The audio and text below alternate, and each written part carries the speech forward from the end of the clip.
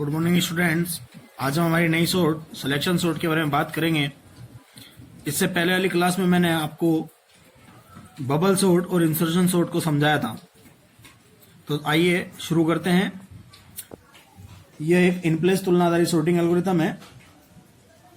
इसमें एरे के प्रथम तत्व को जीरो पोजीशन से अरेंज किया जाता है और फिर लिस्ट में सबसे छोटे तत्व को खोजा जाता है तथा जीरो वाले तत्व को छोटे वाले तत्व की जगह व छोटे वाले तत्व को जीरो वाले तत्व की जगह पर रखा जाता है। यह प्रक्रिया तब तक चलती है जब तक पूरा एरे या लिस्ट सॉर्टेड नहीं हो जाता। इस एल्गो की औसत और सबसे खराब स्थिति में जटिलता O(n)² होती है, जहां O से आशय जटिलता से होता है तथा n से आशय लिस्ट में उपस्थित सभी तत्वों की संख्या से होता है। हम इसकी एल्गोरिथम देखते हैं। सेट मिन टू लोकेशन 0। लिस्ट में सबसे पहली वैल्यू को 0 सेट करेंगे। उसके बाद में search the minimal element in the list. उसके बाद लिस्ट में सबसे छोटे तत्व को ढूंढेंगे। Swap with value at location min, और जो 0 पोजीशन पे जो वैल्यू पड़ी है उसे छोटे वाले तत्व की जगह पर रख देंगे। इंक्रीमेंट मिन two point two the next element, और 0 को आगे बढ़ाएंगे और अगले उपस्थित तत्व पर पॉइंट करेंगे। यह प्रक्रिया तब तक दोहराएंगे जब तक पूरी लिस्ट सॉर्टेड नहीं हो जाती।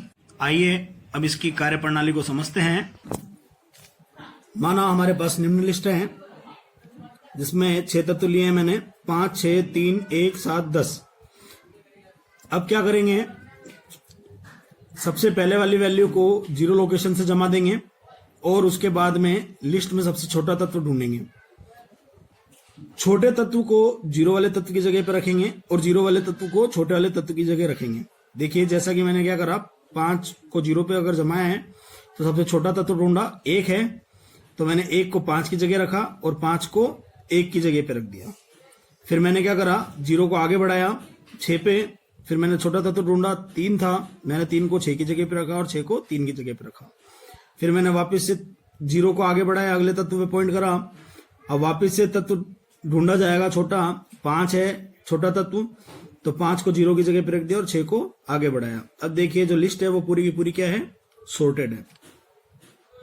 आइए अब अगली सॉर्ट की बात करते हैं जिसका नाम है मर्ज सॉर्ट।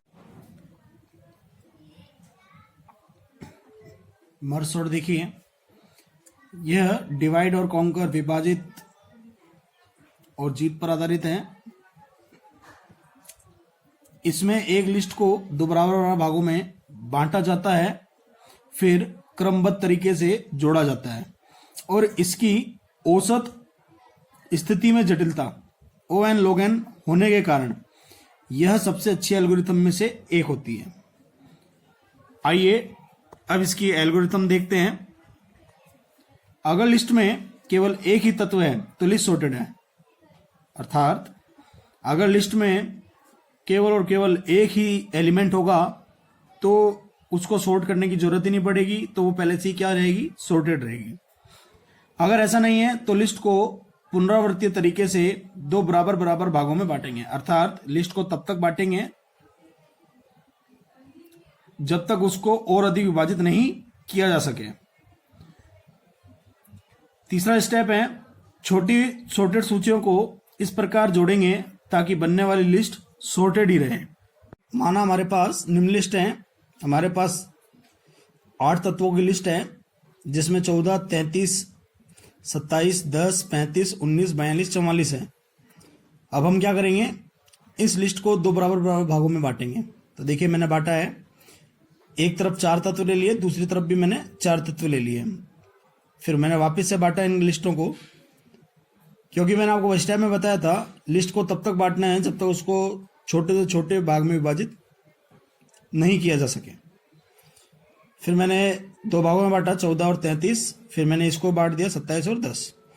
इस 4 लिस्ट, जो ये 4 तत्वों की लिस्ट है, इसे भी मैंने 2-2 भागों में बांटा है, 35, 19, 42, 44। फिर मैं इसको और अधिक बांटूंगा तो सारे के सारे तत्व अलग होंगे, 14, 33, 27, 10, 35, 19, 42, 44। अब मैंने क्या करा, अब मैं इसको और अधिक नहीं बांट सकता, अब मैं इसको वापस से क्या करूंगा, जोड़ूंगा। तो जोड़ते समय मैंने क्या करा, इन दोनों को जोड़ा सबसे पहले, उसके बाद में मैं वापस से इन दोनों को जोड़ा, लेकिन मैंने जोड़ते समय छोटे को आगे रख दिया और बड़े को पीछे ले गया। ऐसे इसमें भी मैंने छोटे को आगे रखा, बड़े को पीछे लेके गया। इन दोनों को जोड़ते समय दोनों तत्व जमे हुए ही हैं। अब फिर मैं इन 4 को जोड़ूंगा। तो देखो 4 को जोड़ा तो मैंने क्या करा, सबसे छोटे को आगे, उससे बड़ा पीछे, ऐसे करके उसको आरोही क्रम में जमा दिया। और इसी प्रकार से मैंने 19, 35, 42, 44 इसको भी एक साथ जोड़ दिया है। अंत में मैं जब इसको पूरी एक सूची बनाऊंगा, एक लिस्ट बनाऊंगा, तो देखेंगे आप कि पूरी की पूरी जो लिस्ट है वो ऑटोमेटिक सॉर्टेड ही आएगी। मैंने जब इनको जोड़ा है तीनों लिस्टों को, तो मैंने क्या करा, इसको क्रम से जमा दिया। जैसे 10 तो क्रम से ही है, उसके बाद में 14, उसके बाद में 19 है, उसके बाद में 27, उसके बाद में 33, 35, 42, 44। इस प्रकार से हमें एक सॉर्टेड लिस्ट प्राप्त होगी। अब हम हमारी अगली सॉर्टिंग की बात करेंगे, जिसका नाम है क्विक सॉर्ट।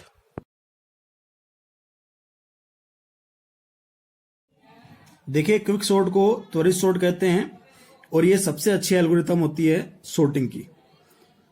ये जो है, ये भी मर्ज सॉर्ट की तरह ही होती है, जो कि डिवाइड एंड कॉन्कर पद्धति पर आधारित होती है। इसे कार्ल फेरे ने विकसित किया था। इस सॉर्टिंग में लिस्ट को 2 बराबर बराबर भागों में बांटा जाता है और ये जो कार्य होता है ये पाइवट मान के आधार पर किया जाता है।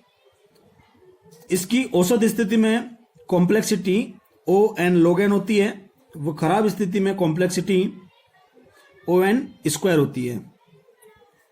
अब हम बात करेंगे इसके लिस्ट में पाइवट मान निकालने की। देखिए पाइवट मान किस प्रकार से निकाला जाता है।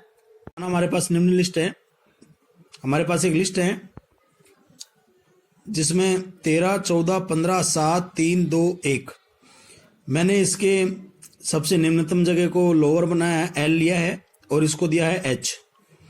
पाइवट मान का सूत्र क्या होता है, L + H/2, 0 + 6/2, तो 6/2 बराबर 3।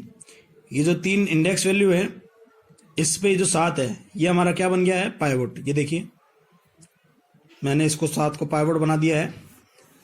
अब क्या करेंगे, L की वैल्यू H को प्रदान करेंगे और H की वैल्यू L को प्रदान करेंगे, मतलब इनकी अदला बदली करेंगे, L की और H की वैल्यूज की।